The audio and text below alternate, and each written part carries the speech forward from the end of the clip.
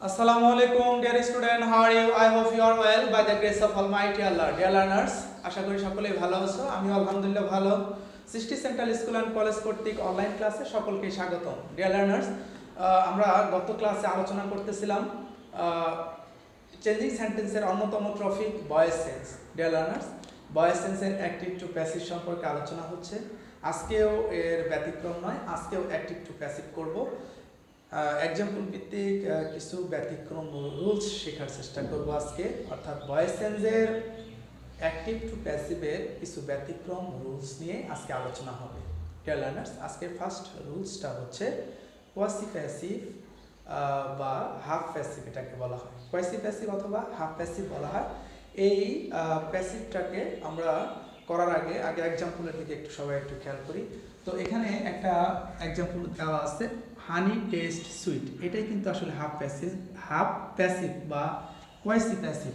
So এটাকে আমরা যখন অ্যাক্টিভ টু প্যাসিভ করব, সেখানে যে রুলসটা ফলো করব সেই রুলস সম্পর্কে আমি একটু জেনে নিই সবাই। প্রথমে আমরা সাবজেক্ট ব্যবহার করব, সাবজেক্টের পর টেন্স অনুযায়ী অপারেটর ব্যবহার করব, অর্থাৎ সাহায্যকারী ভার্ব ব্যবহার করব।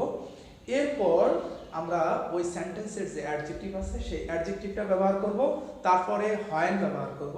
হয়েনের পর প্রথম সাবজেক্টের প্রোনাউনটা, অর্থাৎ প্রথম সাবজেক্ট অনুসারে আবারও ইট বা দে ব্যবহার করব। এরপরে আবারও টেন্স অনুযায়ী কি ব্যবহার করব, অপারেটর বা সাহায্যকারী ভার্ব, তারপরেই মূল ভার্বের পাস্ট পার্টিসিপল করব।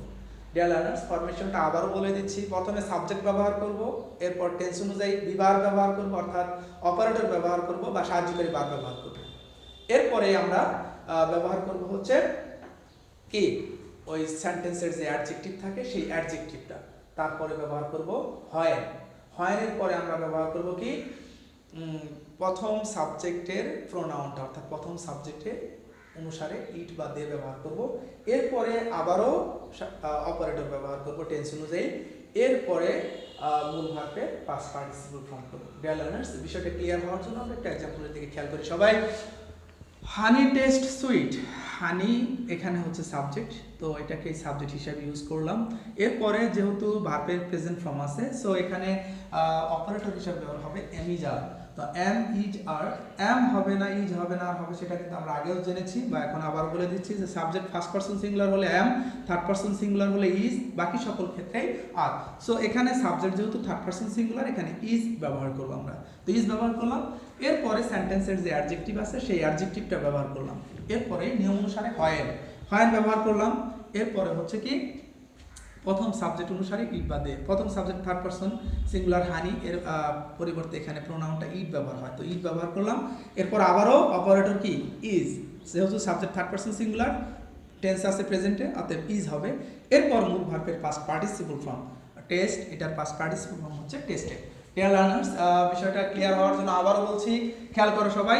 সাবজেক্ট হিসাবে হানি ব্যবহার হলো টেন্স অনুযায়ী, অপারেটর ইজ, এরপর অ্যাডজেক্টিভ ব্যবহার হলো, এরপর নিয়ম অনুসারে হয়েন, এরপর প্রথম সাবজেক্ট অনুসারে প্রোনাউন ইট বা দে, এখানে subject third person singular, so এখানে ইট। এরপরে আবারও টেন্স অনুযায়ী কি, অপারেটর বা সাহায্যকারী ভার্ব, যেহেতু প্রেজেন্টে এবং থার্ড পারসন সিঙ্গুলার, সো এখানে ইজ ব্যবহার হলো। এরপর মূল ভার্বের পাস্ট পার্টিসিপল ফর্ম ব্যবহার করা হলো। ডিয়ার লার্নার্স, পরবর্তী এক্সাম্পলে চলে আসি আমরা।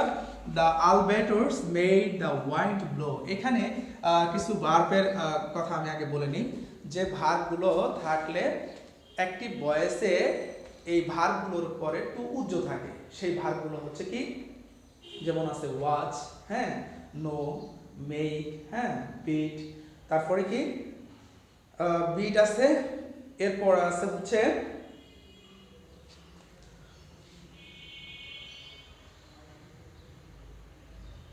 ডেয়ার, তারপর আছে hear, let, see, know, behold, হ্যাঁ, এই যে ভার্ব। অর্থাৎ আবারও বলে দিচ্ছি, তোমরা বিষয়টা খেয়াল করো, need, bid, dare, make, hear, let, see, know, behold, watch, এই যে ভার্বগুলো, এই ভার্বগুলোর পর অ্যাক্টিভ ভয়েসে টু উচ্চ থাকে। সো এখানে আমরা যখন প্যাসিভ করব, এই ভার্বগুলোর পরে আমরা টু ব্যবহার করব, অর্থাৎ প্যাসিভ ভয়েসে টু ব্যবহার করতে হবে। ডিয়ার লার্নার্স, একটু খেয়াল করি সবাই, প্যাসিভের দিকে খেয়াল করি একটু। এখানে অবজেক্ট হিসেবে দ্য ওয়াইন্ড আছে, দ্য ওয়াইন্ড ব্যবহার করলাম। এরপরে টেন্স অনুযায়ী বি ভার্ব বা অক্সিলারি ভার্ব অথবা অপারেটর। তো এখানে ভার্বের যেহেতু পাস্ট ফর্ম, তো আমরা অপারেটর হিসাবে এখানে ওয়াজ আর ব্যবহার করব। সাবজেক্ট যেহেতু থার্ড পারসন সিঙ্গুলার, সো এখানে ওয়াজ ব্যবহার হলো। এরপর কি ব্যবহার করব? মূল ভার্বের পাস্ট পার্টিসিপল ফর্ম ব্যবহার করলাম। এরপর কি ওই যে বলছি যে মেক, সি, হ্যাঁ, নো, ওয়াচ, বিহোল্ড, এই যে ভার্বগুলো এর পূর্বে এরপর টু উজ্জ থাকে। তো এখানে কিন্তু টু উজ্জ আছে। আমরা বলতে পারি যে মেক বললাম, তো এখানে আছে মেড, মেড তো বলি নেই। হ্যাঁ, মেক হচ্ছে বেস ফর্ম, আর এটা হচ্ছে এটা হচ্ছে কি ভার্বের পাস্ট ফর্ম। খেয়াল করো সবাই, অর্থাৎ বিট, ওয়াচ, নো, হ্যাঁ, তারপরে হচ্ছে কি মেক, এগুলা বেস ফর্ম থাকুক আর পাস্ট ফর্মে থাকুক বা পাস্ট পার্টিসিপল ফর্মে থাকুক, অ্যাক্টিভ ভয়েসে টু উজ্জ থাকে। সো এটা যখন প্যাসিভ হবে তখন এখানে টু ব্যবহার করতে হবে। তো আমরা এখানে মেডের পরে টু ব্যবহার করলাম। এরপর কি সেন্টেন্সের অতিরিক্ত অংশ আছে ব্লো, ব্লো ব্যবহার করলাম। এরপরে প্রিপজিশন বাই, বাই ব্যবহার হলো। এরপর সাবজেক্টের অবজেক্টিভ ফ্রম দ্য আলবেটর্স, তো আলবেটর্স এখানে ব্যবহার করলাম। ডিয়ার লার্নার্স, আশা করি এক্সাম্পলটা তোমরা ভালোভাবেই বুঝতে পেরেছো। এর পরের এক্সাম্পলে একটু চলে আসি। They said that Fahim would help him. এখানে আমরা লক্ষ্য করলাম যে এখানে দুটি ক্লোজ আছে এবং এখানে রিলেটিভ প্রোনাউন যুক্ত আছে। তো আমরা এই সেন্টেন্সটা দেখেই বুঝতে পারলাম যে এই সেন্টেন্সটা আছে কমপ্লেক্স সেন্টেন্সে। আর এই কমপ্লেক্স বা কম্পাউন্ড সেন্টেন্সকে যখন আমরা অ্যাক্টিভ থেকে প্যাসিভ করব, সেই ক্ষেত্রে উভয় ক্লোজকেই প্যাসিভ করব। উভয় ক্লোজকেই প্যাসিভ করলে এটা সবচেয়ে বেটার হয়। আরেকটা রুলস আছে ব্যতিক্রম, সেটা হচ্ছে আমরা এটাকেই ফলো করবো, অর্থাৎ কম্পাউন্ড বা কমপ্লেক্স সেন্টেন্স থাকলে অ্যাক্টিভ ভয়েস এটাকে প্যাসিভ করতে আমরা উভয় ক্লোজটাকেই প্যাসিভ করে নেব। তো আমরা প্রথম ক্লোজটা আগে প্যাসিভ করে নিই। দে সেইড দ্যাট, এই দ্যাট এর আগের অংশটা হচ্ছে প্রথম ক্লোজ, পরের অংশটা হচ্ছে কি দ্বিতীয় ক্লোজ। সো প্রথম ক্লোজটা আগে প্যাসিভ করে নিই। দে সেইড, এখানে পরে কিন্তু একটা অবজেক্ট কি আছে, উজ্জ আছে। উজ্জ অবজেক্ট আছে ইট, তো ইটটা ব্যবহার করলাম আমরা শুরুতে। তারপর টেন্স অনুযায়ী অপারেটর ওয়াজ, ওয়াজ ব্যবহার করলাম। এরপর মূল ভার্বের পাস্ট পার্টিসিপল ফর্ম সেইড ব্যবহার করলাম। এরপর সাবজেক্টের অবজেক্টিভ ফর্ম, দের অবজেক্টিভ ফর্ম হচ্ছে দেম। তাহলে মূল ভার্বের পাস্ট পার্টিসিপলের পরে প্রিপজিশন বাই, তারপরে কি করলাম সাবজেক্টের অবজেক্টিভ ফর্ম ব্যবহার করলাম। এরপর হচ্ছে সেই রিলেটিভ প্রোনাউনটা, তো রিলেটিভ প্রোনাউনটা ব্যবহার করলাম। এরপর কি হবে, এরপর হচ্ছে সাবজেক্টের দ্বিতীয় ক্লোজের যে অবজেক্ট আছে সেটার সাবজেক্টিভ ফর্ম ব্যবহার করতে হবে। তো এখানে ফাহিম উড হেল্প হিম, এটা হচ্ছে দ্বিতীয় ক্লোজ। এই ক্লোজের অবজেক্ট আছে হিম, এটার সাবজেক্টিভ ফর্ম হচ্ছে হি, হি ব্যবহার করলাম। এরপর সেন্টেন্সের মধ্যে দেখতেছি যে মডাল অক্সিলারি ভার্ব হিসাবে এখানে আছে উড, তো সেই উডটাই ব্যবহার হলো। তো আমরা জানি যে মডাল অক্সিলারি ভার্ব থাকলে প্যাসিভ ভয়েসে এই ভার্বের সাথে অতিরিক্ত বি যুক্ত করতে হয়, তো এখানে বি যুক্ত করলাম। এরপর মূল ভার্বের পাস্ট পার্টিসিপল ফর্ম হেল্প, এরপর প্রিপজিশন বাই, তারপরে সাবজেক্টের অবজেক্টিভ ফর্ম ফাহিম, এটার অবজেক্টিভ ফর্ম হচ্ছে ফাইন। ডিয়ার লার্নার্স, আশা করি এই এক্সাম্পলটাও তোমরা ভালোভাবে বুঝতে পেরেছো রুলস ভিত্তিক। এরপরে চলে আসি নেক্সট সর্বশেষ যেটা আজকে, উই ইলেক্টেড হিম সেক্রেটারি। অর্থাৎ ট্রানজিটিভ ভার্ব রূপে কোনো কমপ্লিমেন্ট থাকলে সেটা অ্যাক্টিভ প্যাসিভ উভয় ভয়েসেই কমপ্লিমেন্ট রূপে থাকে, অর্থাৎ এটাকে কখনোই সাবজেক্ট হিসাবে ব্যবহার করা যায় না। সেই বিষয়টাই এখানে ক্লিয়ার করে দিচ্ছি। তো উই ইলেক্টেড হিম সেক্রেটারি, এইখানে আমরা এটাকে সবসময় এই কমপ্লিমেন্টটা অবজেক্ট হিসাবেই থাকবে, এটাকে কখনোই আমরা সাবজেক্ট রূপে ব্যবহার করতে পারবো না। সো এখানে হিম আছে অবজেক্টিভ কেস, এটার সাবজেক্টিভ কেস শুরুতে এনে নিলাম হিম।